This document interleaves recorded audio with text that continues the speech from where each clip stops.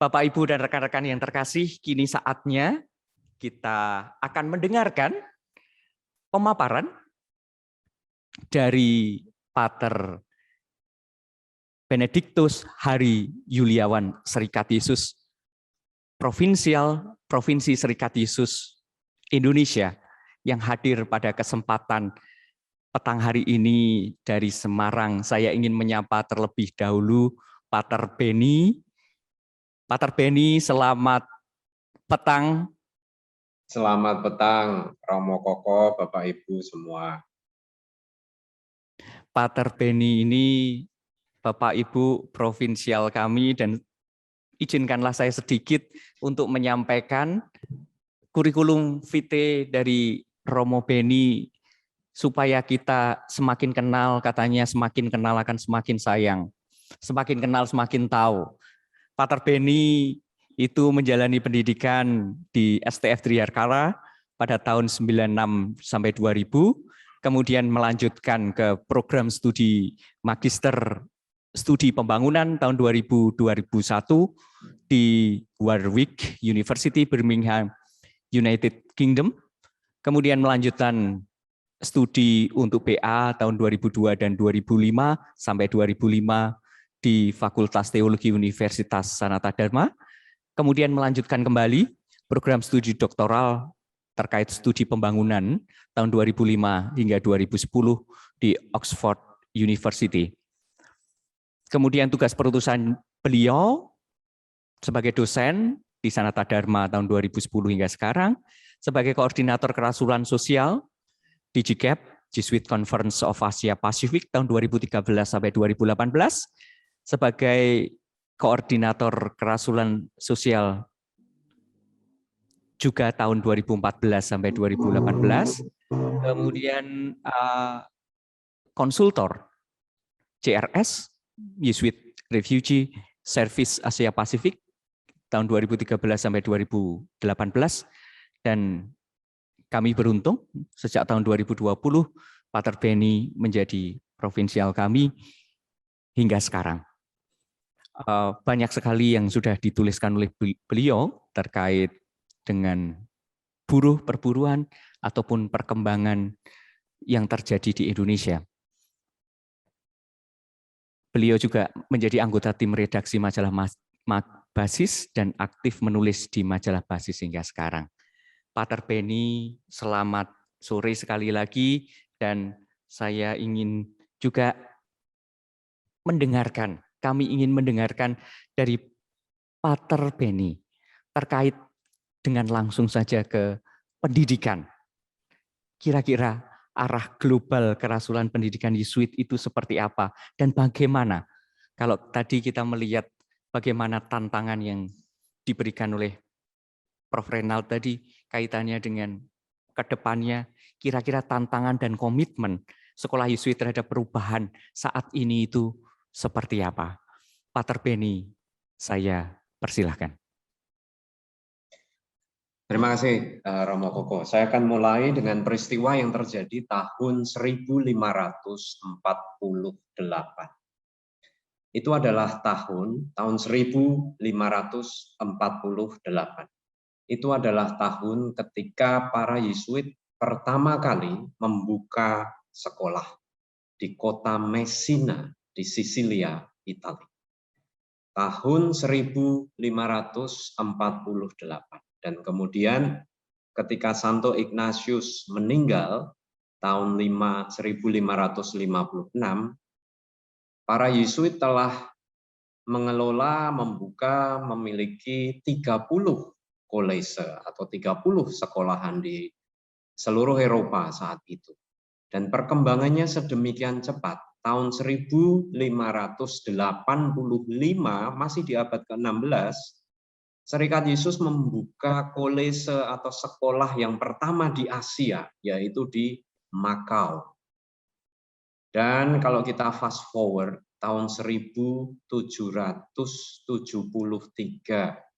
ketika Serikat Yesus dibubarkan oleh Paus saat itu, Serikat Yesus sudah mengelola 800 lembaga pendidikan di seluruh dunia. Dan sekarang kita ada di sini di abad ke-21. Dengan kata lain, Serikat Yesus telah memiliki pengalaman dalam mengelola lembaga pendidikan selama 480 tahun lebih. Dan itu pasti berarti ada resep yang benar yang dipegang. Bahwa sekolah-sekolah Yesuit masih bertahan setelah hampir 5 abad. Nah, kekayaan inilah yang saya kira bisa menjadi pegangan untuk kita semua dalam mengarungi perkembangan zaman yang kita hadapi juga sekarang ini. Saya tidak mengatakan bahwa sekolah-sekolah kita tidak ingin berubah atau tidak perlu berubah. Justru sebaliknya, perubahan itu perlu kita maknai, perlu kita teropong dari sudut pandang kekayaan kita, kekuatan atau kemampuan kita. Dan bagi saya sebagai seorang Yesuit, kekuatan sekolah-sekolah Yesuit ada pada karakter pendidikan khas Yesuit yang ada di dalamnya. Nah, tadi kita mendengar Profesor Renal bicara mengenai dunia yang berubah dan itu tidak bisa kita sangkal. Dunia ini berubah sedemikian cepat, bahkan ada yang mengatakan memakai istilah tunggang langgang berubahnya itu.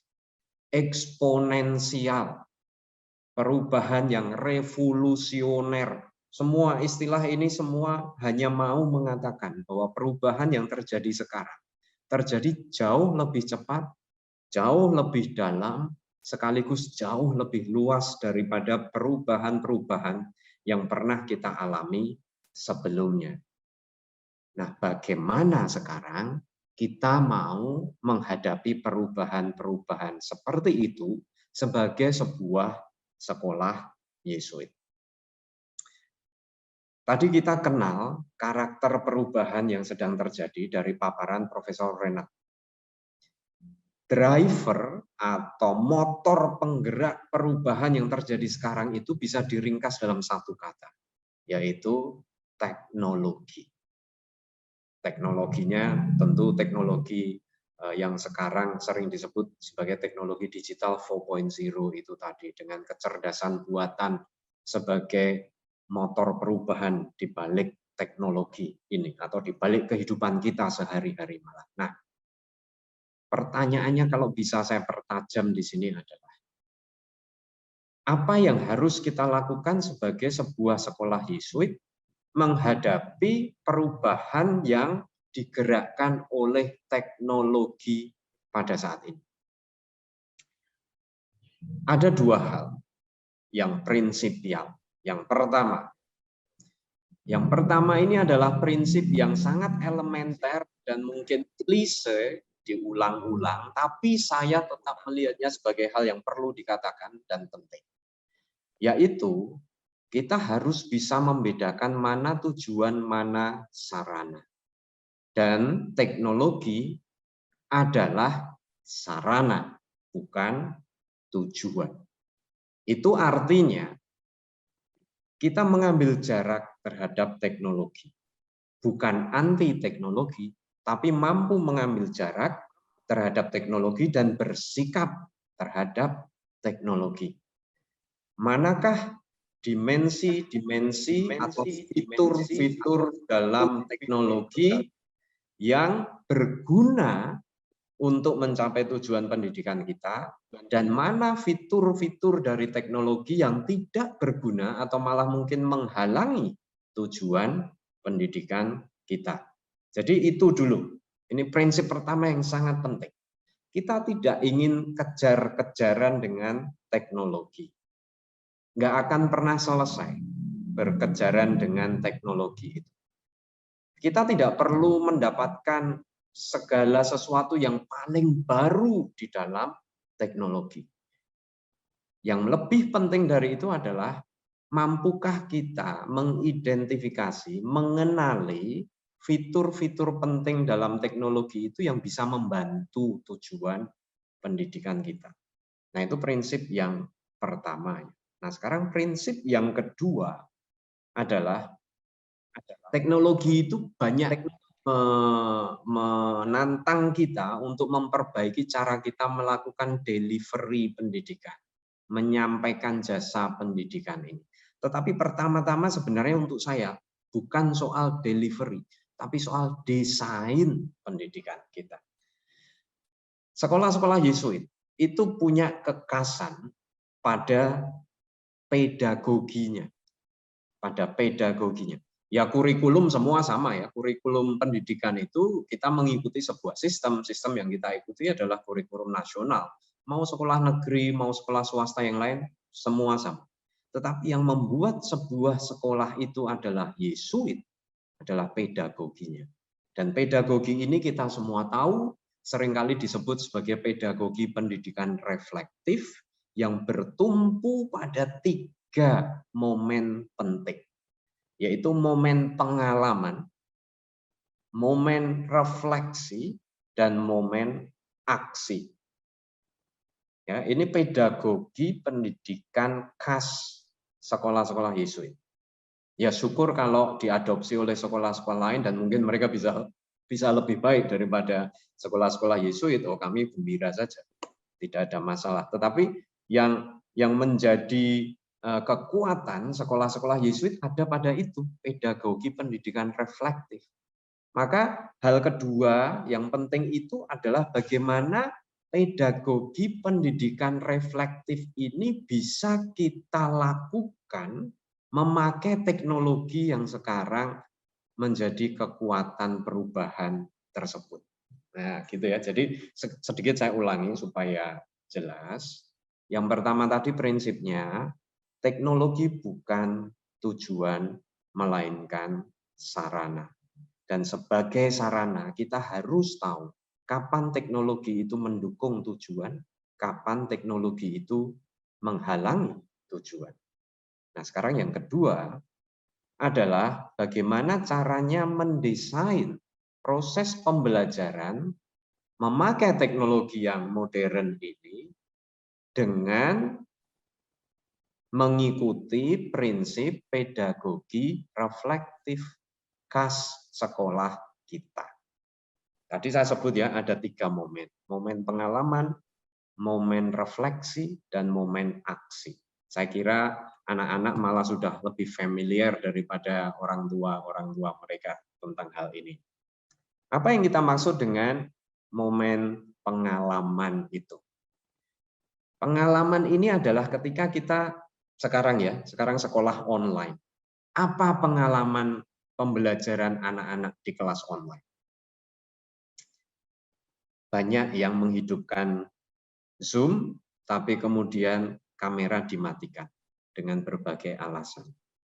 Sinyal lemah, sedang sibuk, sambil melakukan ini atau sambil melakukan itu, tapi itu pengalaman anak-anak yang berharga. Kita tangkap ada apa di balik orang mematikan kamera, atau sebaliknya, orang menghidupkan kamera. Ada apa di balik pengalaman anak-anak mematikan atau menghidupkan kamera selama pembelajaran? Terus pengalaman para guru. Apakah guru-guru kita hanya memindah kelas biasa ke platform online? Artinya ya kalau satu mata pelajaran itu lamanya 40 menit, ya dilakukan 40 menit, gurunya ngomong seperti biasa di depan kelas. Atau karena sadar daya tahan orang di depan komputer itu lebih terbatas daripada kalau tatap muka, maka pembelajaran dibuat dalam ukuran yang mudah dicerna, bite size. Jadi kalau seperti makan daging itu tidak daging yang gelondongan gede, tapi sudah dipotong kecil-kecil sehingga mudah dimakan, mudah dicerna. Sejauh mana para guru memakai chatbox misalnya untuk mengajak anak-anak berinteraksi sehingga tidak semata-mata satu jalan saja, one way direction saja pembelajaran. Tadi kita sudah di awal seminar ini mencoba memakai fasilitas interaksi itu yang kita diminta menulis satu kata yang identik dengan pendidikan itu apa gitu ya. Itu sebuah cara yang diperoleh lewat pembelajaran selama masa pandemi ini kan. Nah, intinya adalah kita perlu membaca pengalaman kita, menghidupkan lagi, mengumpulkan pengalaman. Ini momen satu ya, momen pengalaman. Bagaimana pengalaman kita memakai teknologi. Nah, lalu momen yang kedua adalah momen refleksi. Bagaimana caranya pembelajaran online ini bisa tetap mendorong siswa-siswa kita untuk melakukan refleksi.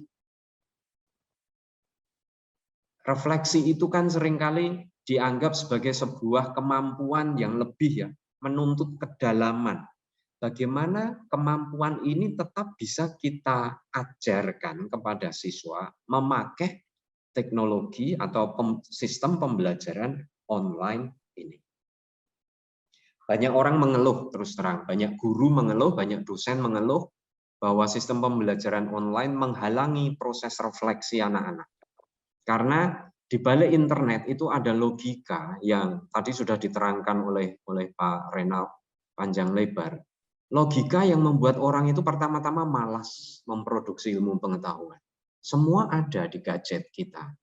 Pertanyaan paling sulit di dunia ini asal kita bisa mengetik dengan bahasa Inggris misalnya, akan ketemu jawabannya di Google. Maka bagaimana caranya kita tetap bisa mengajak anak kita berefleksi di tengah dunia yang sifatnya copy-paste ini. Bagaimana anak-anak kita tetap menjadi independent thinker, pemikir yang independen dan kritis. Bisakah kita melakukan itu? Nah, sebenarnya pembelajaran online dengan teknologi ini punya peluang, seperti tadi dikatakan teknologi itu pisau bermata dua. Di satu pihak dia itu merusak banyak hal, tapi di lain pihak dia juga membuka peluang pembelajaran dalam banyak hal. Nah, dalam hal ini pembelajaran online itu memaksa awalnya siswa untuk belajar mandiri. Tidak seperti kalau setiap hari bisa ketemu guru itu seperti disuapin ilmu terus. Sekarang tidak.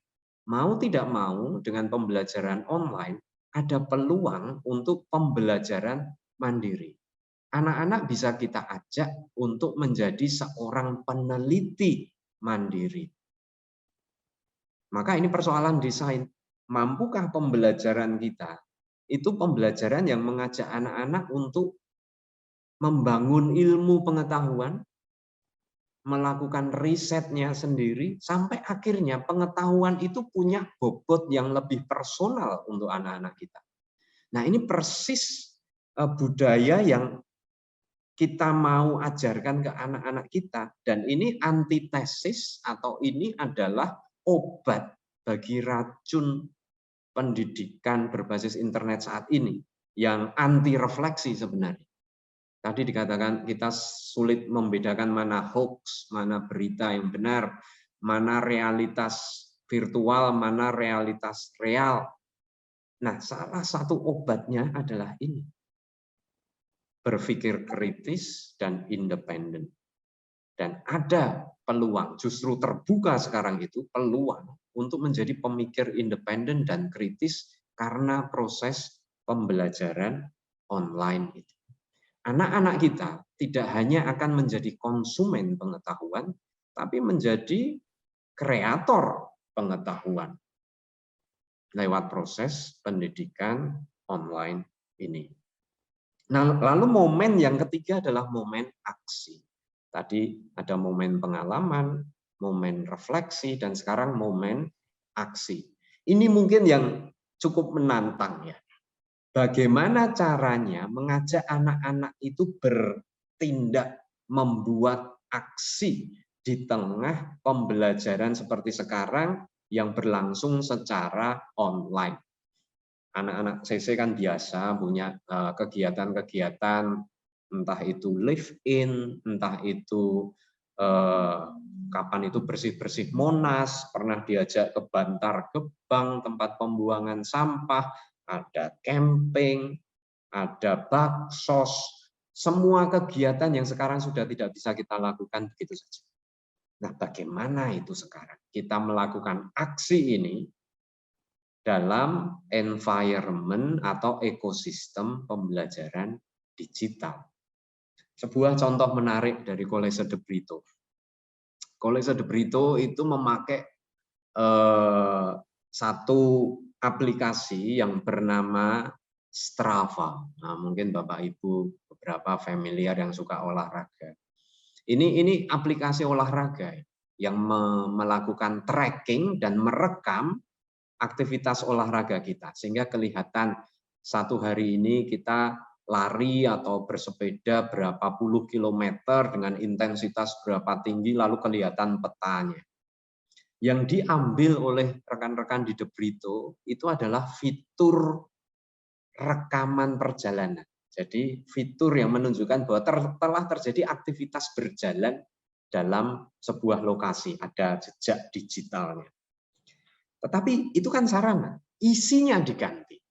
Bukan olahraga, tapi berziarah. Jadi anak-anak diberi harus download Strava, menghidupkan Stravanya, lalu diminta berziarah, yaitu berjalan dari rumahnya ke sebuah tujuan. Dan sambil berjalan itu diberi sebuah pertanyaan refleksi yang harus mereka pikirkan sambil mereka berjalan. Lalu di kesempatan lain, refleksi itu atau peziarahan itu dilakukan bersama orang tuanya, tidak dilakukan sendiri. Jadi PR-nya adalah lakukan perjalanan ke titik ini sejauh sekian kilometer bersama orang tuamu. Dan kemudian awalilah percakapan dengan orang tuamu dengan pertanyaan ini. Menarik sekali. Habis itu anak-anak laporan dan menulis refleksi.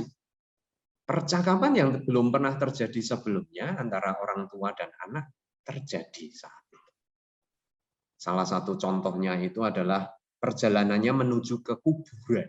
Jadi diberi tugas nengok makam leluhur mereka.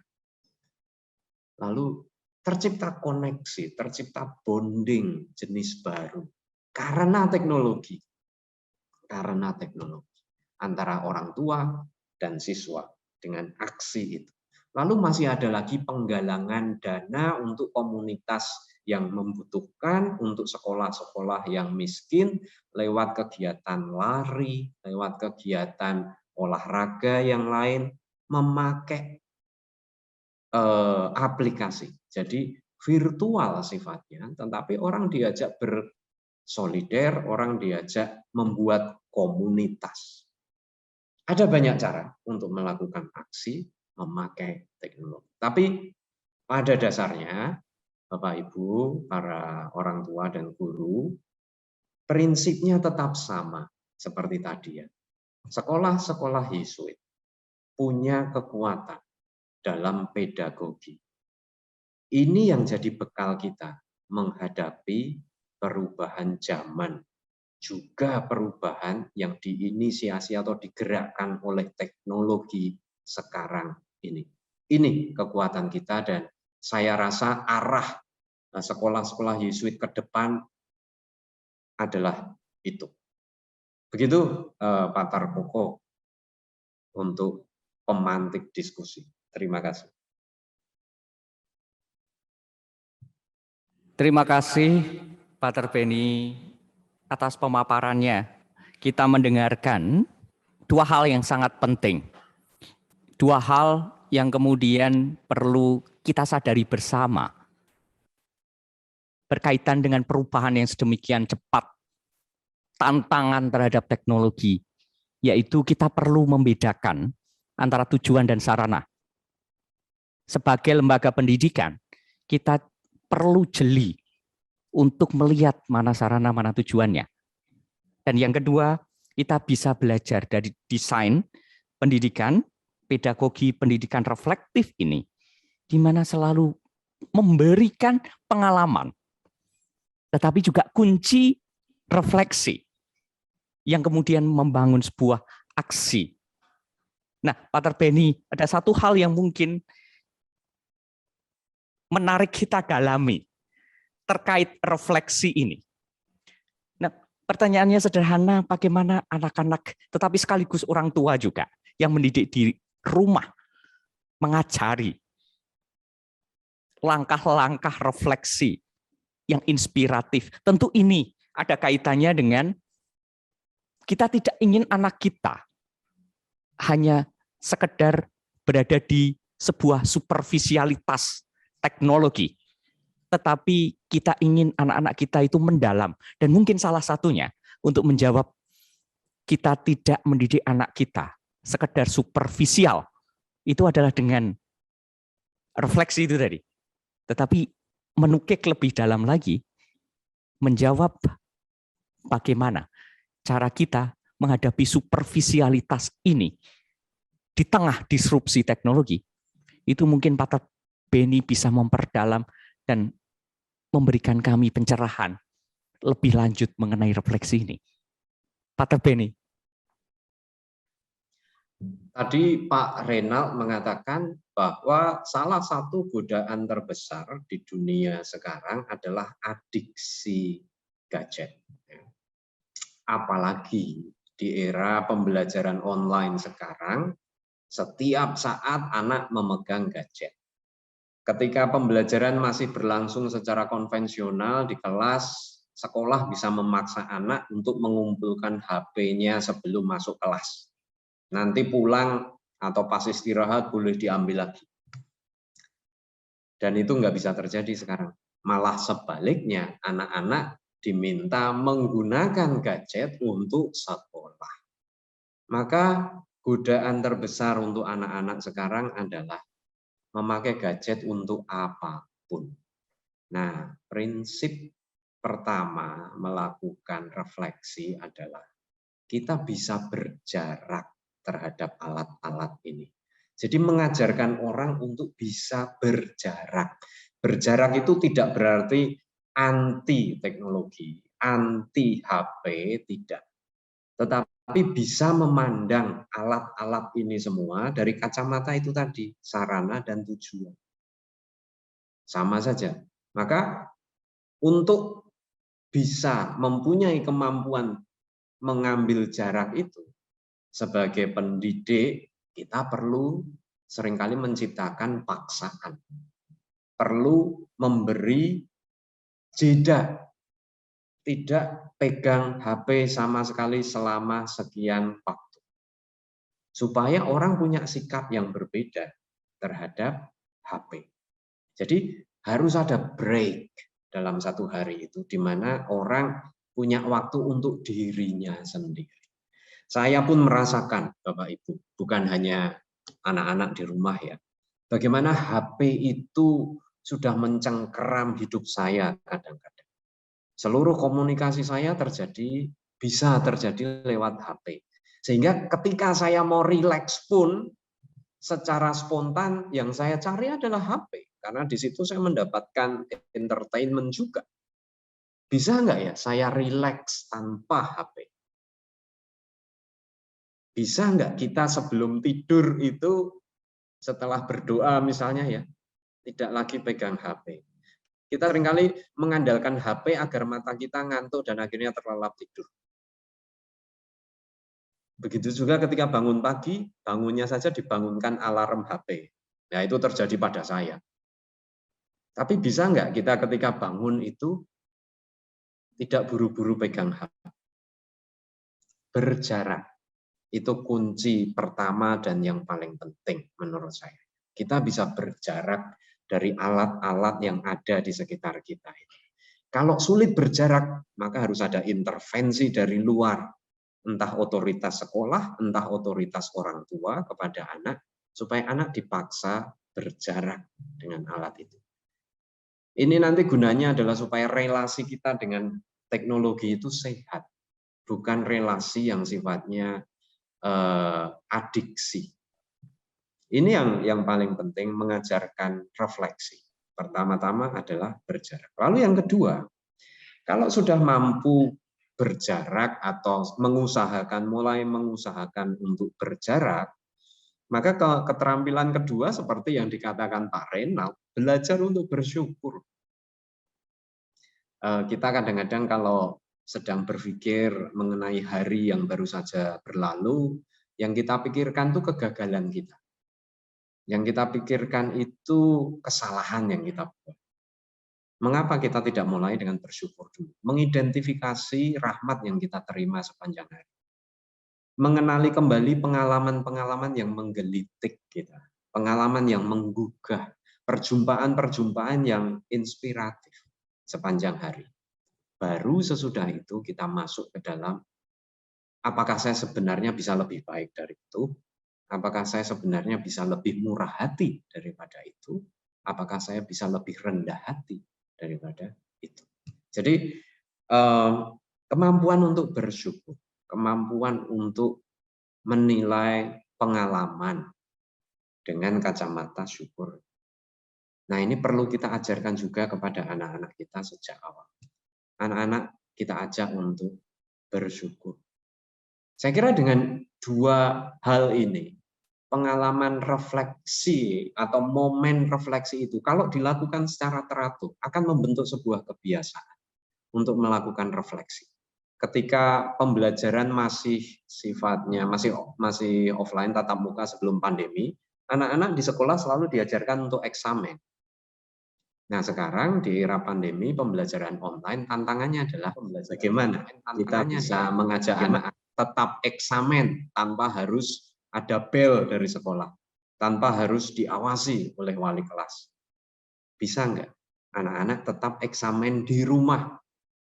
Atau malah mungkin mengajak orang tua untuk ikut eksamen, pemeriksaan batin bersama. Refleksi, itu kuncinya. Tidak ada silver bullet, nggak ada jurus pamungkas, hanya lewat latihan kita bisa melakukan. Itu Romo Koko. Terima kasih, Pater Benny. Kita mendapatkan dua hal. Ini mungkin juga Pater Benny yang ditanyakan oleh Pak Yohanes Wibowo dan Ibu Lucia Siti Buntari.